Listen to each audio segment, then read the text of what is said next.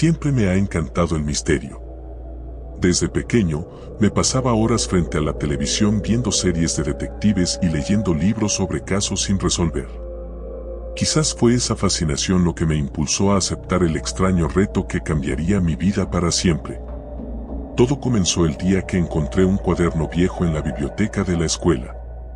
Había decidido pasar la tarde allí, aprovechando la soledad para estudiar para un examen de historia, cuando, al estirar la mano para alcanzar un libro en una estantería olvidada, el cuaderno cayó al suelo. Era pequeño, de tapas de cuero gastado, y parecía que no había sido abierto en décadas. Mi curiosidad me empujó a recogerlo. En la portada no había título, pero al abrirlo, las primeras páginas estaban llenas de anotaciones hechas a mano. Al principio, pensé que era algún diario olvidado, pero pronto me di cuenta de que las palabras que contenían no eran fragmentos de la vida cotidiana de alguien, sino una serie de acertijos. Uno tras otro, los misterios parecían más complejos, como si hubieran sido diseñados para retar la mente de quien los encontrara. El primero era sencillo. Si quieres empezar a jugar, busca el lugar donde los libros no están. Me hizo reír por lo simple que parecía. Aún así, me intrigaba. Pensé que sería un juego divertido para pasar el tiempo, así que decidí seguir las instrucciones.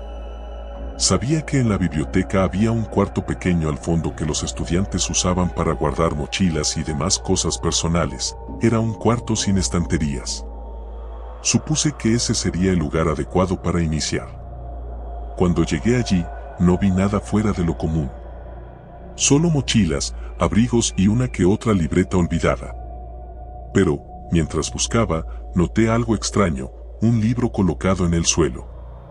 Era el único en esa habitación, lo que me pareció raro. Al levantarlo, sentí un ligero escalofrío. Tenía la portada en blanco, sin título ni autor, igual que el cuaderno que había encontrado. Lo abrí y encontré otro acertijo, escrito en la primera página. El siguiente paso es seguir la sombra, donde el sol no llega y el viento sopla fuerte. Era más abstracto que el anterior, pero después de pensarlo un rato, me di cuenta de que se refería al sótano. El sótano de la escuela era un lugar que siempre me había puesto nervioso. Estaba cerrado con llave la mayoría del tiempo y nadie hablaba mucho de él, excepto por rumores entre los estudiantes sobre cosas extrañas que pasaban allí. Decidí bajar. No estaba seguro de cómo entraría, pero me sentía impulsado a seguir este enigmático juego. Al llegar a la puerta, para mi sorpresa, estaba entreabierta. Las bisagras chirriaron al empujarla y una ráfaga de aire frío me golpeó el rostro al descender por las escaleras. El sótano estaba oscuro, pero a lo lejos vi una luz titilante, como la de una vela. Me acerqué con cautela, mi corazón latiendo con fuerza en el pecho.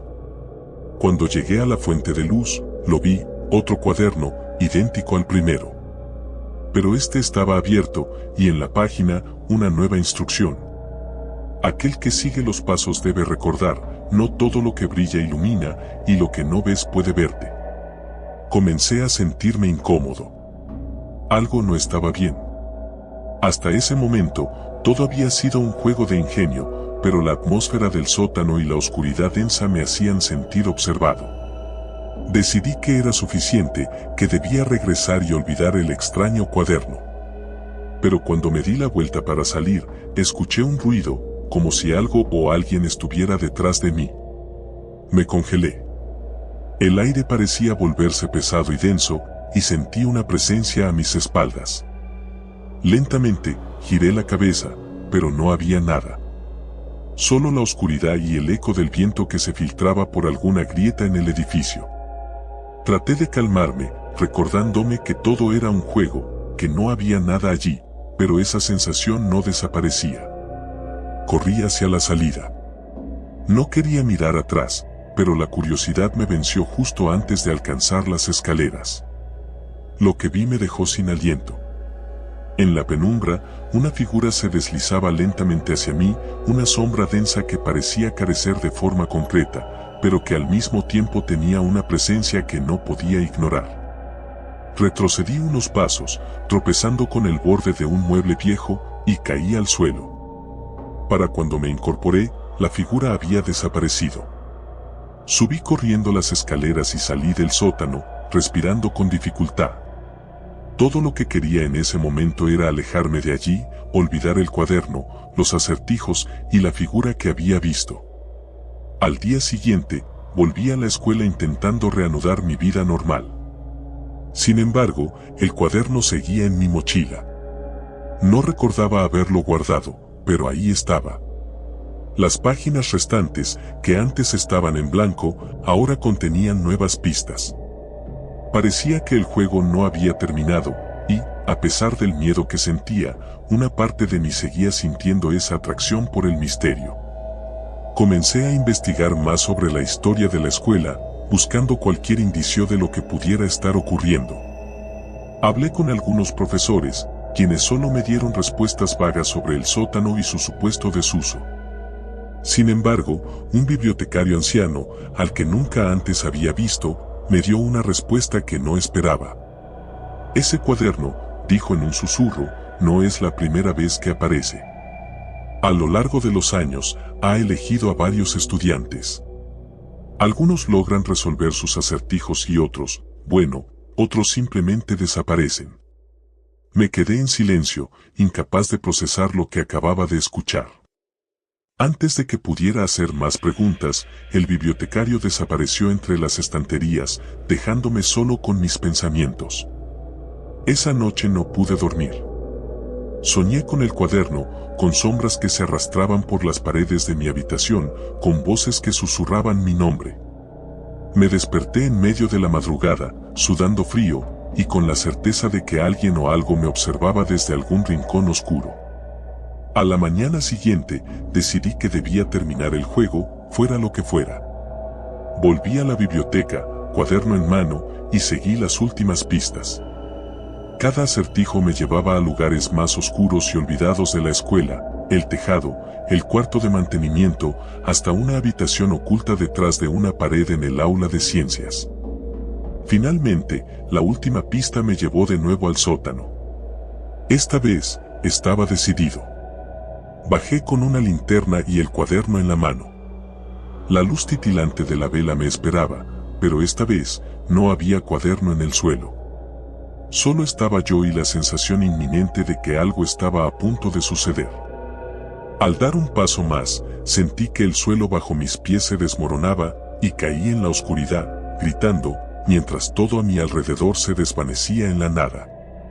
Cuando desperté, estaba en una habitación completamente desconocida, sin puertas ni ventanas. Y en el suelo, frente a mí, estaba el cuaderno, abierto en la última página. El juego ha terminado. Ahora tú eres parte del misterio.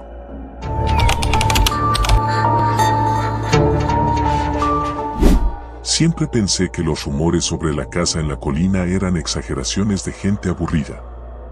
Vivo en un pueblo pequeño, y todos sabemos que en estos lugares cualquier cosa se convierte en una historia de terror con el tiempo. Sin embargo, todo cambió cuando recibí una invitación para una fiesta allí. La casa pertenecía a la familia Navarro, una de las más ricas del pueblo, pero después de una tragedia que nadie quería discutir, quedó abandonada.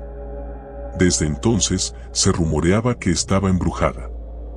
Algunos decían que se escuchaban gritos en medio de la noche, otros hablaban de sombras moviéndose entre las ventanas. Para mí, todo eran cuentos.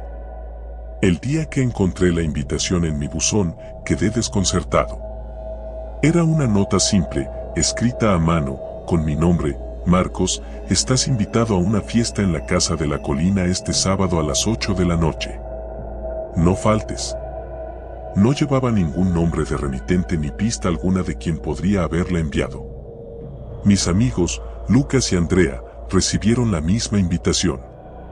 Nos parecía extraño, pero también emocionante.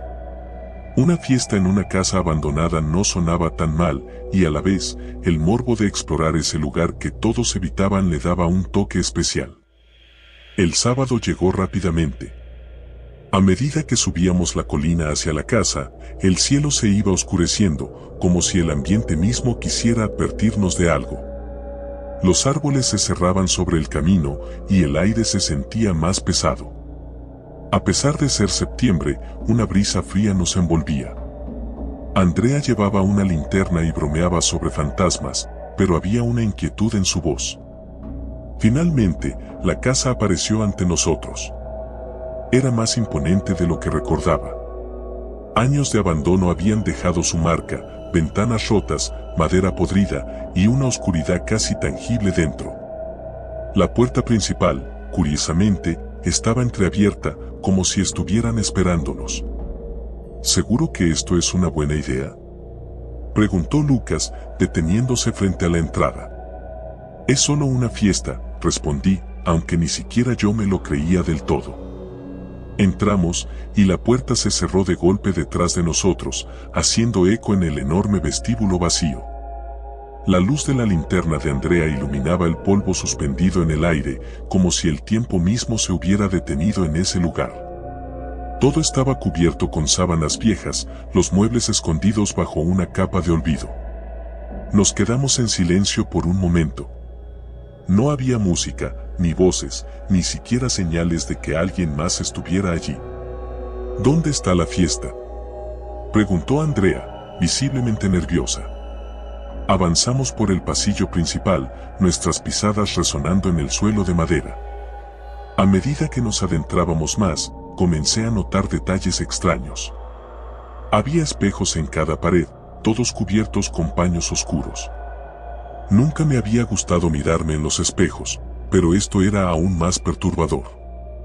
Parecía como si algo estuviera oculto detrás de ellos, esperando el momento adecuado para revelarse. Deberíamos explorar un poco, sugerí, tratando de mantener la calma. Tal vez ya haya gente arriba. Subimos las escaleras, que crujían bajo nuestros pies. El segundo piso estaba aún más deteriorado, las paredes desmoronadas y los pasillos llenos de sombras. Andrea se detuvo frente a una puerta al final del pasillo. Escuché algo, susurró.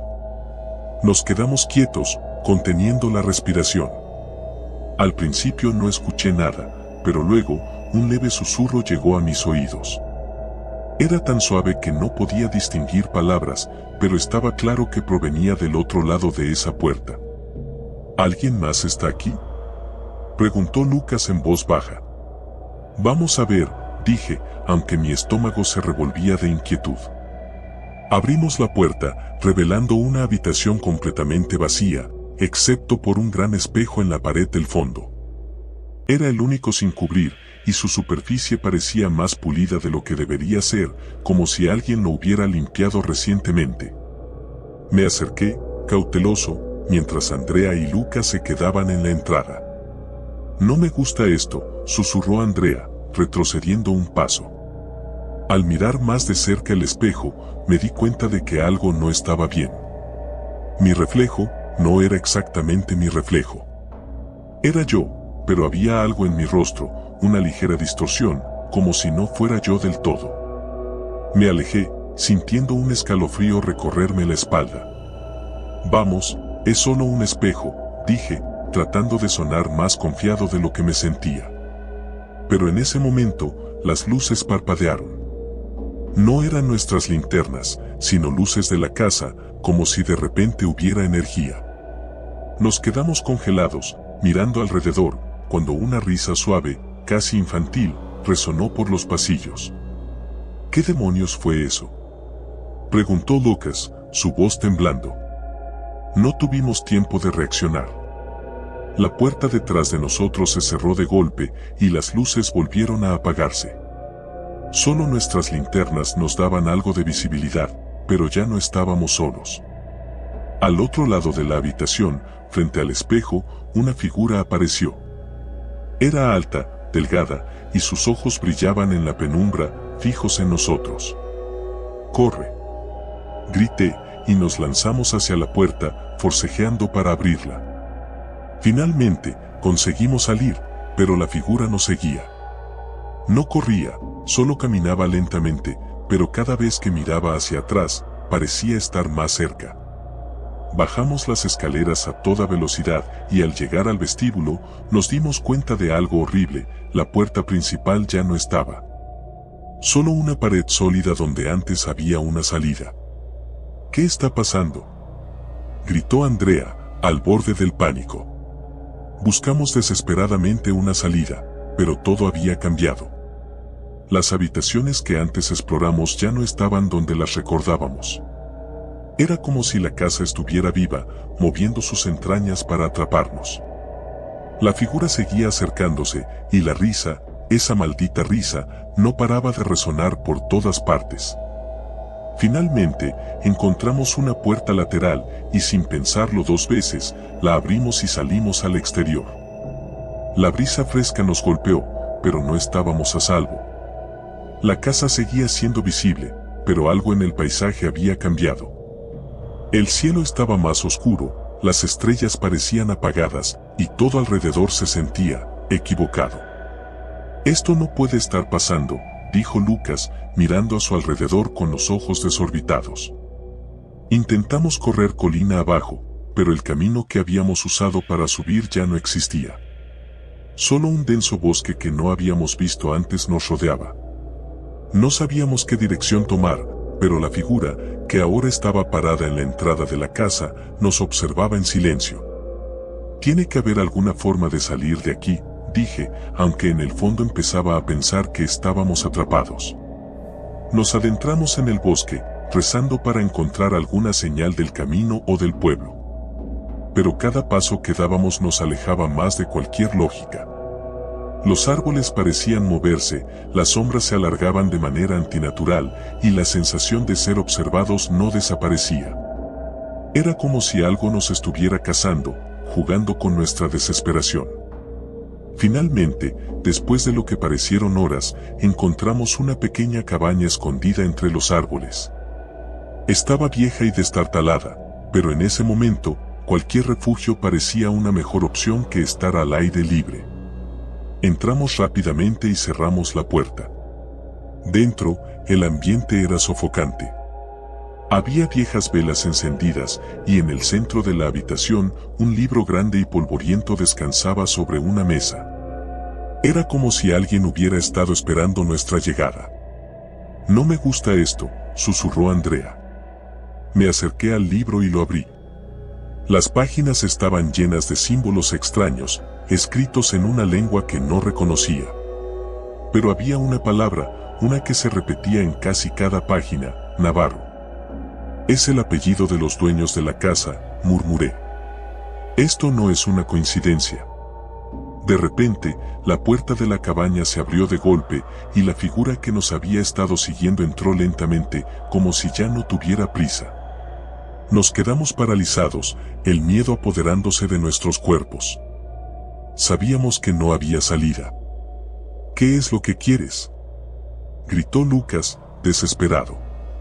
La figura solo nos miró, y luego, con una voz suave y fría como el viento de invierno, susurró: «Es hora de regresar a casa». En ese momento, todo se oscureció, y lo último que recuerdo fue el sonido de la risa, esa risa que nos había estado acechando desde el principio.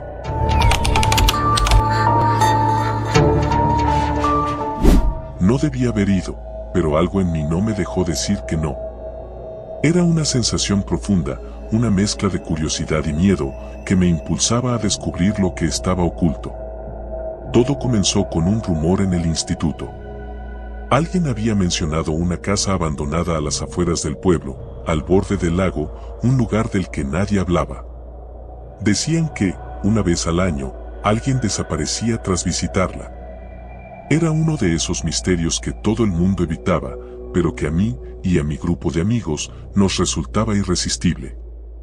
Era el último fin de semana antes de que terminara el verano y queríamos despedirnos con algo memorable. Así que ahí estábamos, tres idiotas con más coraje que sentido común, parados frente a la entrada de la casa. Mateo, mi mejor amigo desde que éramos niños, lideraba el grupo, con su linterna en alto y una sonrisa que no era precisamente reconfortante. «Vamos a ser los primeros en resolver el misterio de la casa del lago», dijo con seguridad. Ana, la más sensata de los tres, nos miró con ojos entrecerrados, como si supiera que esto no iba a terminar bien, pero no dijo nada. Sabía que si nos negaba la aventura, la llamaríamos cobarde durante meses, así que suspiró y nos siguió, con los brazos cruzados y su habitual ceño fruncido. Yo, por mi parte, no podía dejar de mirar la casa. Era vieja, más de lo que esperaba, y parecía estar al borde del colapso. Las ventanas estaban rotas, la pintura se había desvanecido hace décadas, y la puerta de entrada se inclinaba de una manera que parecía invitarte a entrar, pero no prometía dejarte salir. ¿Estás seguro de esto, Mateo? Pregunté, aunque sabía que la respuesta sería un sí rotundo. Claro que sí, Alex.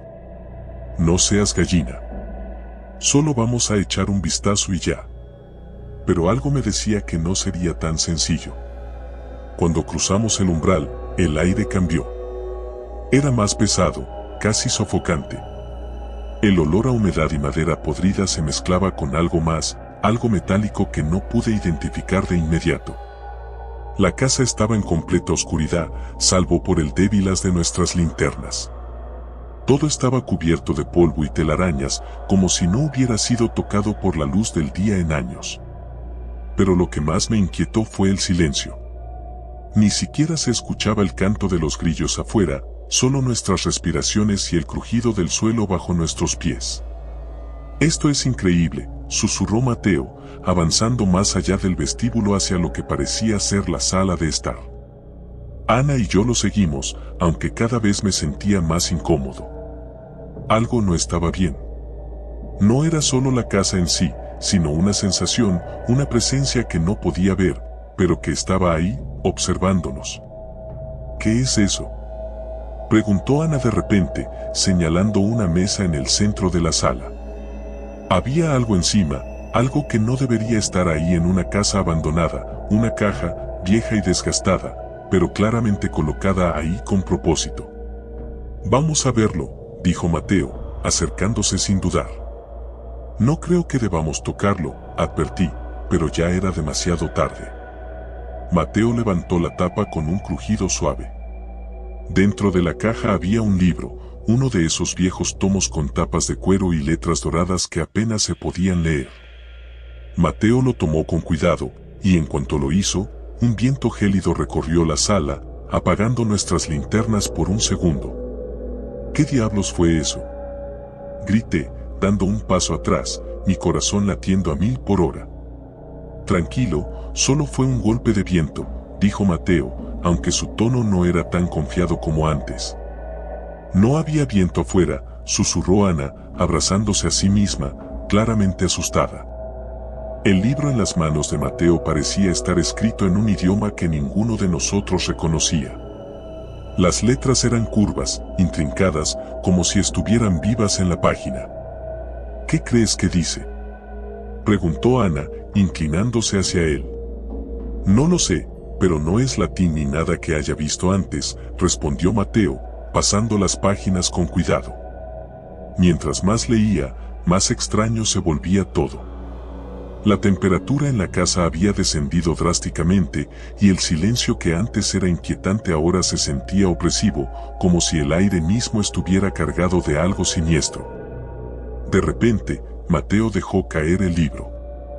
No lo entiendo, dijo, su voz temblorosa, pero esto no es normal. ¿Qué viste?, pregunté, acercándome. Es como si las palabras cambiaran mientras las leía.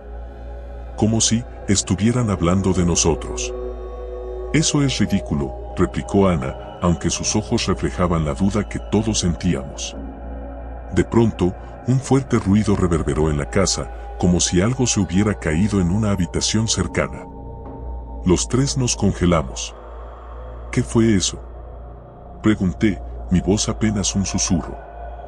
Mateo no respondió, simplemente comenzó a caminar hacia el pasillo, la linterna temblando en su mano. No teníamos otra opción más que seguirlo. A medida que avanzábamos, los sonidos se volvían más claros, pasos, como si alguien o algo estuviera moviéndose en la planta superior. No estamos solos, susurró Ana, su voz quebrándose. Subimos las escaleras lentamente, cada peldaño crujiendo bajo nuestro peso. Cuando llegamos al final del pasillo, vimos que una de las puertas estaba entreabierta.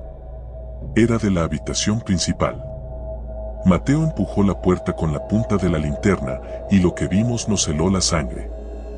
Había una figura en la esquina, de espaldas a nosotros. No podíamos distinguir su rostro, pero lo que fuera estaba envuelto en una especie de manto oscuro y emitía un sonido bajo y gutural, como si estuviera susurrando algo que no alcanzábamos a comprender. «Vámonos», gritó Ana, dando un paso atrás, pero algo me detuvo. El susurro, podía entenderlo. «No. Está muerto», murmuré sin darme cuenta, repitiendo las palabras que la figura decía. Mateo me miró horrorizado. «¿Qué dijiste?» «Eso es lo que está diciendo, que no está muerto». El pánico se apoderó de nosotros. Ana salió corriendo escaleras abajo y Mateo fue tras ella, pero algo me mantuvo clavado en el lugar. No podía dejar de mirar a la figura, que ahora comenzaba a girarse lentamente hacia mí. Su rostro no tenía rostro. Grité y corrí detrás de mis amigos, tropezando por las escaleras. Cuando llegamos al vestíbulo, la puerta por la que habíamos entrado estaba cerrada de golpe, como si la casa misma no quisiera dejarnos ir. Intentamos abrirla, pero estaba atascada, como si una fuerza invisible la mantuviera cerrada.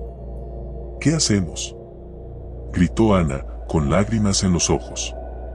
Mateo golpeaba la puerta con desesperación, pero nada funcionaba. Fue entonces cuando escuchamos los pasos. La figura, o lo que fuera, estaba bajando las escaleras, despacio, sin prisa, como si supiera que no teníamos escapatoria.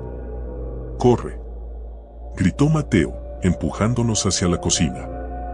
Nos encerramos ahí, bloqueando la puerta con una mesa. La respiración de Ana era entrecortada y Mateo no paraba de maldecir entre dientes. «Esto es una pesadilla», murmuré, sintiendo que el pánico me consumía. El sonido de los pasos se detuvo frente a la puerta de la cocina. Todo quedó en silencio. Ni siquiera nos atrevíamos a respirar. ¿Se ha ido?», preguntó Ana, con la voz temblorosa. Mateo hizo un gesto para que guardáramos silencio, pero entonces un golpe fuerte sacudió la puerta. No era la figura intentando entrar, era como si algo más quisiera salir. «¡El libro!», gritó de repente Mateo. Era el libro. Lo despertamos. No hubo tiempo para discutir. La puerta se abrió de golpe y la figura entró, envolviéndonos en una oscuridad absoluta. Sentí un frío aterrador que se colaba hasta mis huesos, y en mi mente solo escuché una palabra: bienvenidos. Cuando desperté, la casa estaba vacía. Mateo y Ana habían desaparecido. Todo había vuelto a la calma, pero algo en mí había cambiado. Sabía que el misterio de la casa del lago no era un simple rumor. Algo más oscuro y antiguo habitaba allí, y ahora yo formaba parte de ello. No volví a ver a mis amigos, pero cada noche, en mis sueños, escucho el mismo susurro, siempre el mismo: no está muerto. Y sé que, algún día, volveré a esa casa. Porque ahora el misterio no está en la casa, sino en mí. Y no hay escapatoria.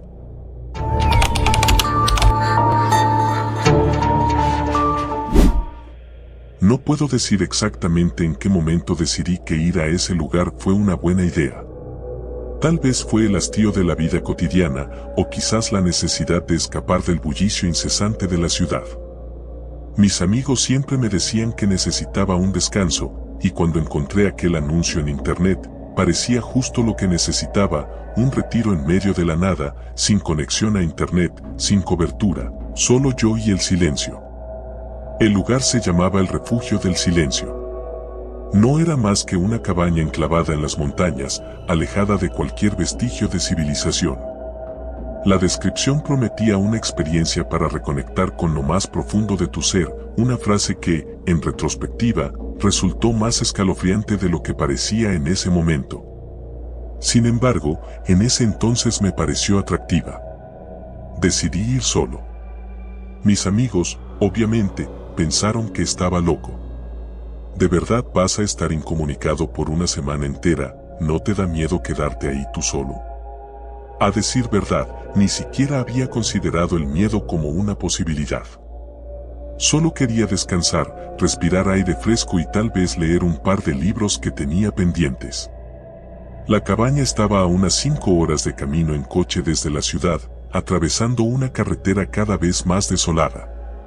El último tramo fue por un sendero de tierra en pésimo estado, y ya para cuando llegué, el coche estaba cubierto de polvo. Miré mi teléfono, sin señal. Perfecto, pensé. Esto era justo lo que había venido a buscar. El primer vistazo de la cabaña fue decepcionante. No tenía nada de especial. Era pequeña, con madera envejecida por los años y ventanas estrechas. Lo único que destacaba era la inmensidad del paisaje. Montañas imponentes que parecían abrazar el lugar y una densa neblina que se deslizaba lentamente entre los árboles como un manto de frío. Era raro, porque aunque estaba a pleno sol, sentí un escalofrío recorriéndome la espalda. Pero lo ignoré, atribuyéndolo a la emoción del viaje. El primer día fue tranquilo. Pasé la tarde desempacando y explorando los alrededores. La cabaña estaba limpia y bien equipada, aunque era evidente que no la habían usado en mucho tiempo. Encontré algunas revistas viejas en una estantería y una radio antigua que, para mi sorpresa, aún funcionaba. Solo captaba estática, pero eso me pareció normal, dado lo aislado del lugar. La primera noche fue cuando empecé a notar lo extraño. Me acosté temprano, con el sonido del viento silbando entre los árboles. Sin embargo, desperté en plena madrugada. No recuerdo haber tenido una pesadilla, pero algo me despertó. Todo estaba oscuro, excepto por la tenue luz de la luna que se filtraba por las ventanas. Me quedé inmóvil, escuchando silencio absoluto. Ni el viento, ni el crujido de la madera, ni los insectos. Solo un vacío aplastante. Me levanté y fui hacia la ventana. Afuera, la neblina se había espesado, pero más allá de eso, todo seguía normal. No había luces, ni ruidos, ni nada que sugiriera la presencia de otra persona. Volví a la cama, pero el sueño no regresó. Algo no se sentía bien. Había un peso en el aire, como si algo invisible me estuviera observando. Al día siguiente, traté de ignorarlo. Me convencí de que solo había sido la incomodidad de la primera noche en un lugar nuevo. Pasé la mañana caminando por los alrededores, siguiendo un sendero que bordeaba el bosque. La neblina seguía allí, pero al menos había algo de sol. Caminé durante un par de horas hasta que, de repente, me di cuenta de que ya no reconocía el camino. No me preocupé demasiado, ya que sabía que estaba cerca de la cabaña, pero cuando decidí regresar, el sendero había desaparecido. No podía explicarlo. Había estado siguiendo el mismo camino, sin desviarme, pero de alguna manera, el paisaje había cambiado. Era como si el bosque hubiera decidido cambiar su configuración, desorientándome deliberadamente.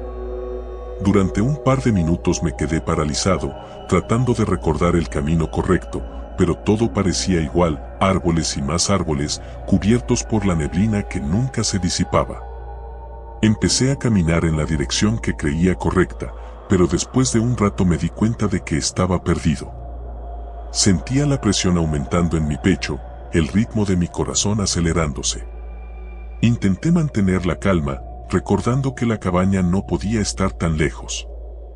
Aceleré el paso, pero cuanto más caminaba, más desconocido se volvía el entorno. Fue entonces cuando lo escuché. Un crujido, apenas perceptible, a mis espaldas. Me detuve en seco. Giré la cabeza lentamente, pero no había nada. Solo la neblina.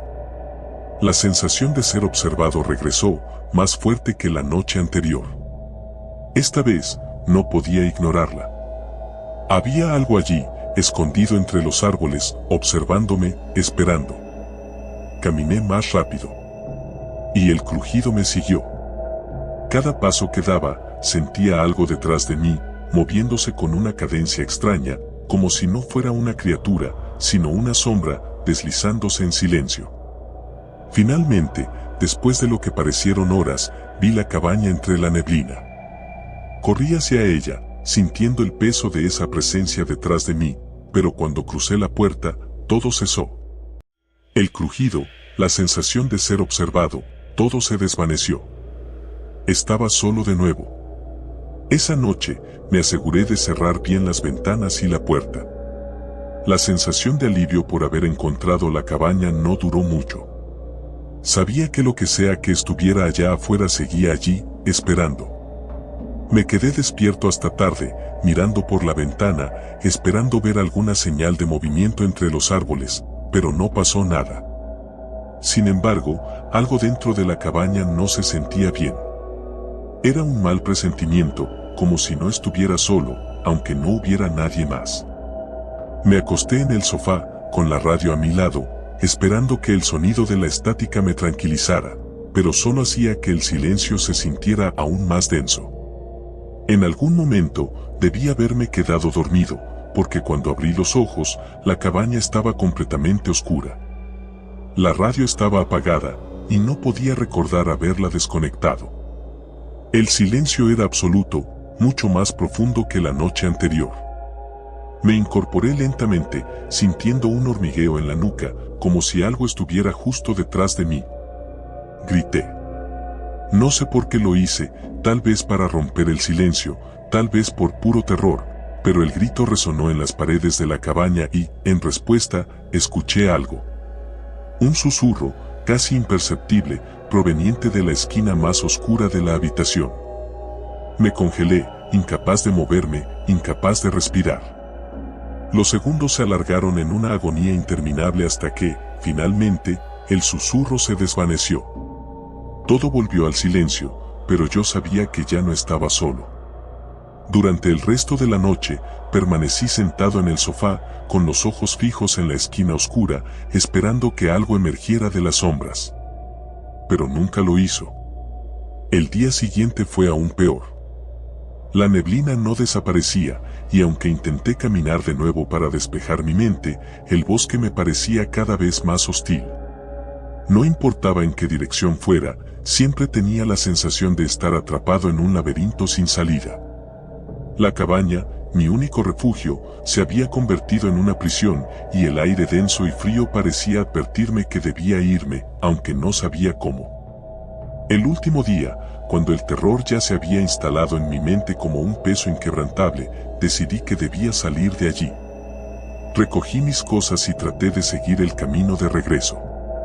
Sin embargo, después de lo que parecieron horas de caminar en círculos, la cabaña reapareció frente a mí.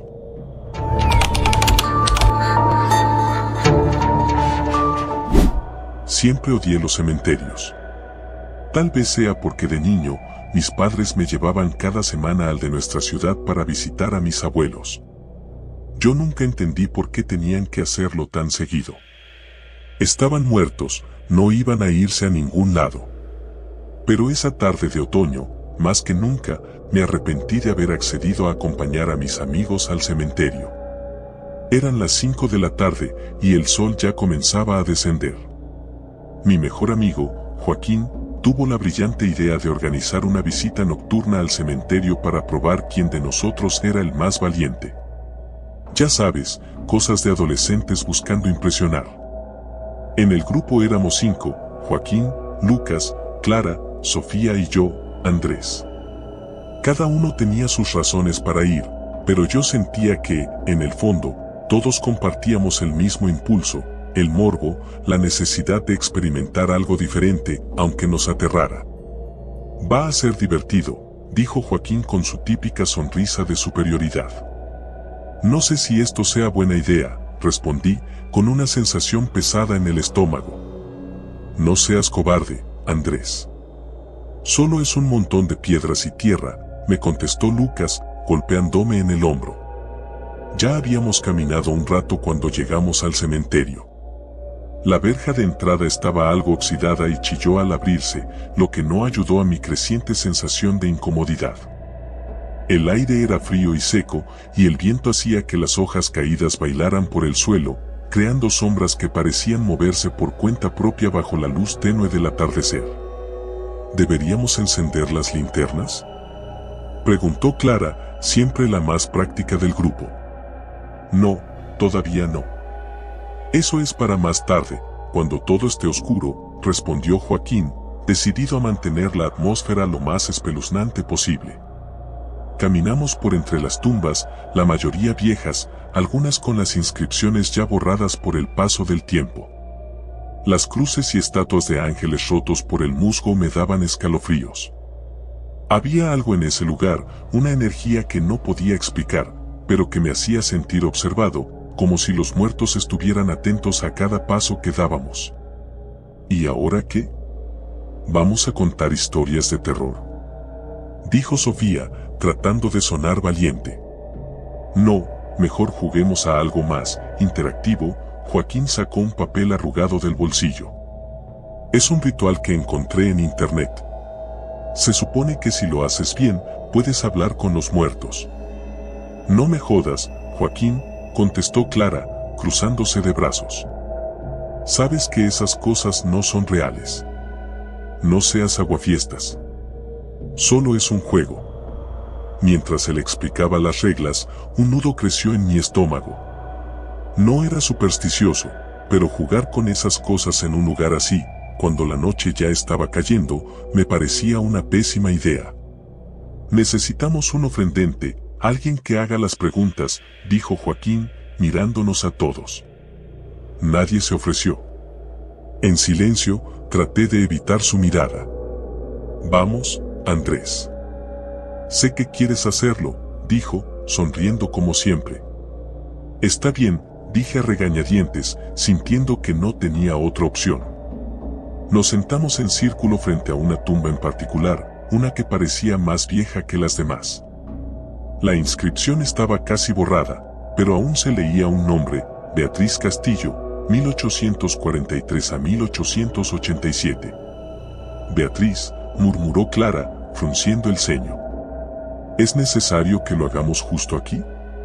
Tranquila, es solo un nombre, respondió Joaquín. Encendimos las linternas, y la luz formó largas sombras que se extendían por las lápidas y cruces.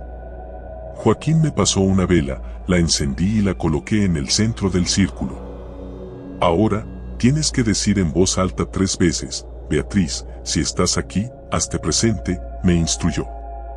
Esto es una estupidez, murmuré, pero igual lo hice. Beatriz, si estás aquí, hazte presente. Beatriz, si estás aquí, hazte presente. Beatriz. El viento pareció detenerse de golpe. El aire se volvió más pesado, como si algo invisible hubiera descendido sobre nosotros. Nadie habló, ni siquiera Joaquín. Todos nos quedamos en silencio, mirando a nuestro alrededor como si esperáramos que algo sucediera. Entonces, se escuchó un crujido. Un sonido seco, como si alguien estuviera caminando sobre las hojas secas detrás de nosotros.